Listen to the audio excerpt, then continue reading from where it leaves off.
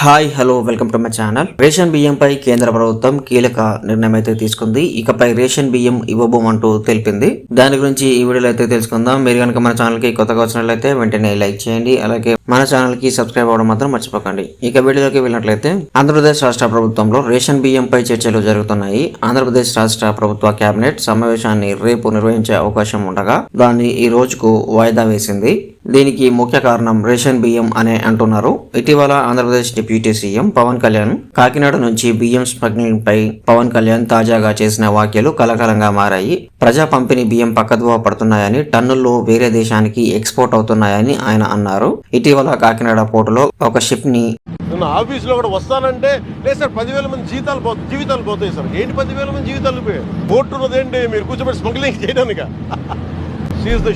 Seize చేసి central government నుంచి ఎన్ని ప్రెజర్స్ వచ్చినా నేను చూసుకుంటాను అని చెప్పేసి అనడంతో కేంద్ర ప్రభుత్వం రియాక్ట్ అవుతూ సంచలన నిర్ణయం తీసుకున్నట్లు తెలుస్తోంది. రేషన్ బియ్యానికి బదులుగా నగదు పంపిణీ చేయాలని ఆలోచిస్తున్నట్లు సమాచారం. లబ్ధిదారులకు అంది సగానికి పైగా బియ్యం అక్రమంగా విదేశాలకు తరలిపోతుండడంతో ఈ నిర్ణయం తీసుకున్నట్లు తెలుస్తోంది. తాము భరిస్తున్న సబ్సిడీ ఆర్థిక భారాన్ని నేరుగా లబ్ధిదారుల ఖాతాలోకి జమ చేయాలని భావిస్తున్నట్లు సమాచారం. ఇప్పటికే దీనిపై అధ్యయనం చేస్తున్నట్లు తెలుస్తోంది. రేషన్ బియ్యం ఇక ఇవ్వని కేంద్ర ప్రభుత్వం స్పష్టమైతే చేసినట్లే. ఇకపై రేషన్ కాకుండా నేరుగా లబ్ధిదారుల ఖాతాలోకి డబ్బును జమ చేస్తామని కేంద్రం అయితే తెలిపింది. కేంద్ర ప్రభుత్వం ఇలా చేయడానికి ముఖ్య కారణం ఇటీవల కాకినాడ పోర్టు లో పవన్ కళ్యాణ్ ఒక ఇంటర్నేషనల్ షిప్ ని సీజ్ చేయడమే అని ప్రభుత్వ వర్గాలు తెలుపుతున్నాయి. సో ఇది ఫ్రెండ్స్ ఈరోజు వీడియో. మీకు నచ్చినట్లయితే లైక్ చేయండి. అలాగే మన ఛానల్ కి సబ్స్క్రైబ్ అవ్వడం మాత్రం మర్చిపోకండి. Thank you. మరిన్ని విషయాల కోసం ఇక్కడ కనిపిస్తున్నటువంటి వెబ్సైట్ ని ఫాలో అవ్వండి.